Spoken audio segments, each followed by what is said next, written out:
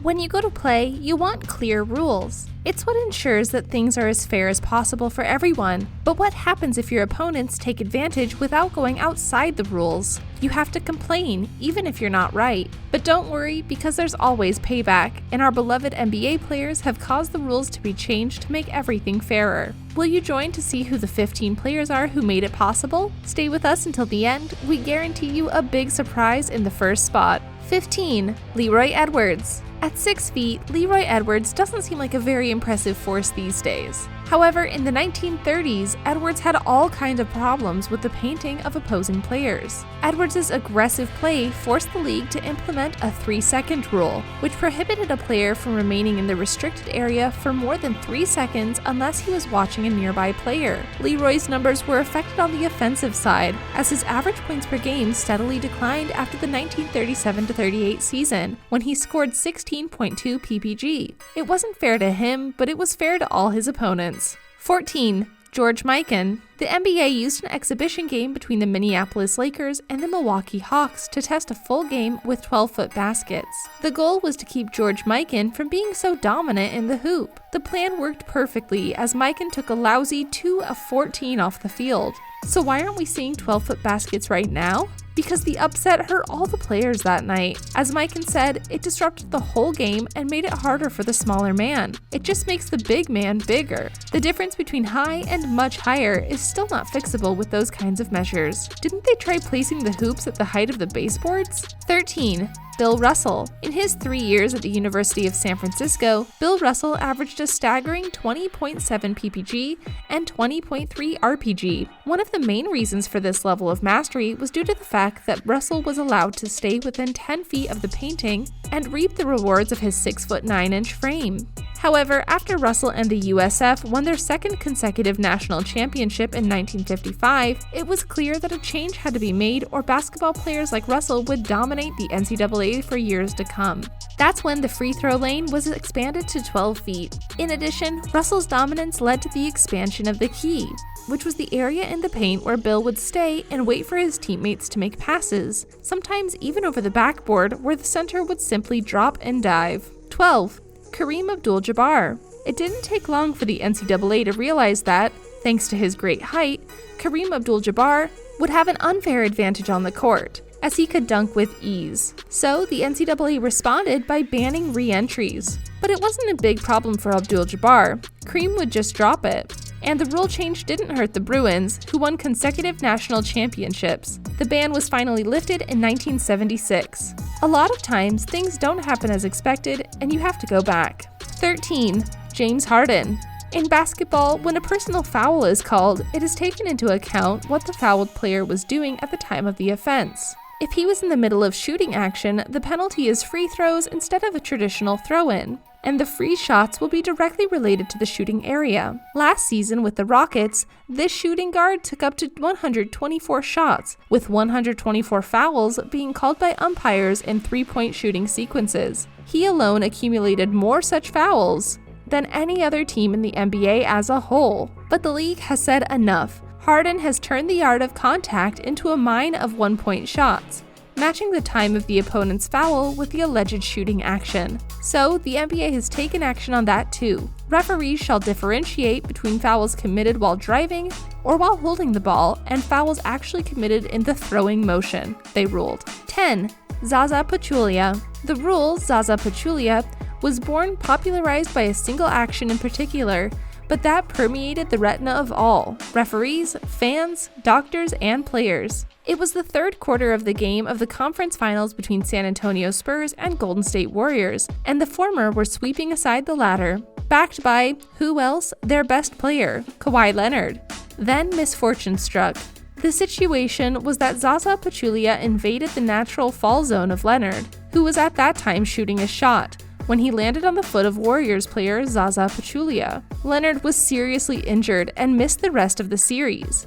Actions like this could have greater consequences from now on. When a player recklessly occupies the space belonging to another player, the referees will call a foul and use repetitions to decide whether the foul should be flagrant. After the match, the league will review such actions and may also change the degree of severity of the offense. If this rule had been enforced during the past playoffs, Pachulia would have been surely sanctioned with a flagrant foul. 9.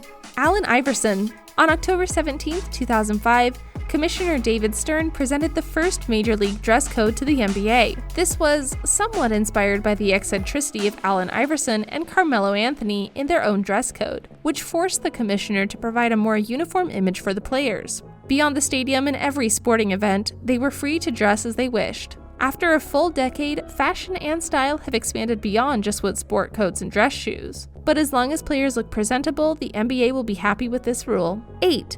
Dwayne Wade. Because of him, 2 rules were imposed. Jump into defense, by which if an attacker jumps and initiates contact with the defender while in the air, he will receive an offensive foul, and the other is rip through rule, which was implemented by the action of moving the arms with the ball in hand, from one side to the other before throwing it, in order to hit the opponents. Obviously, this also ends in an offensive foul. 7. Darryl Dawkins. The strength of Dawkins, who wore the boards with his unstoppable maths, something that sometime later would be repeated by Shaquille O'Neal or Michael Jordan himself, only demonstrated the fragility of the boards that could explode at the least expected moment of the beast's advance. At first, it seemed that changing the material used to make the boards was enough, but then a specific rule of sanctions had to be set in order to not provoke this. We were not watching an action movie where everything is blown up, guys.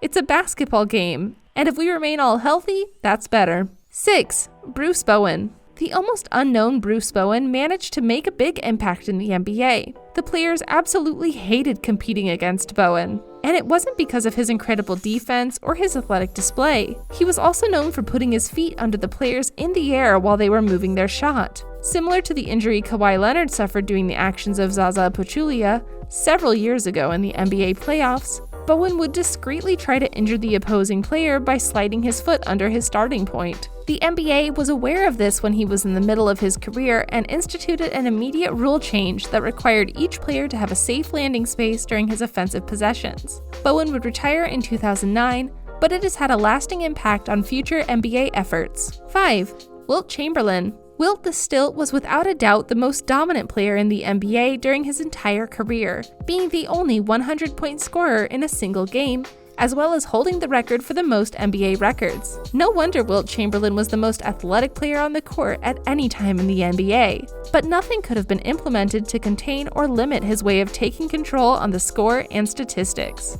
Wilt's teammates would stand behind the board during an ordinary inning pass from the baseline to the big guy. With his teammate waiting to receive the ball standing directly behind the board, Chamberlain would have a quick run from the top of the key, while his teammate would receive the ball above the board. 10 out of 10 times, Wilt would rise above the pack and throw it down for an easy dump on several small defenders. Thus, there was no team that could contain Chamberlain. In the end, there were so many complaints to the league office and the commissioner that the NBA banned overhead passes. 4.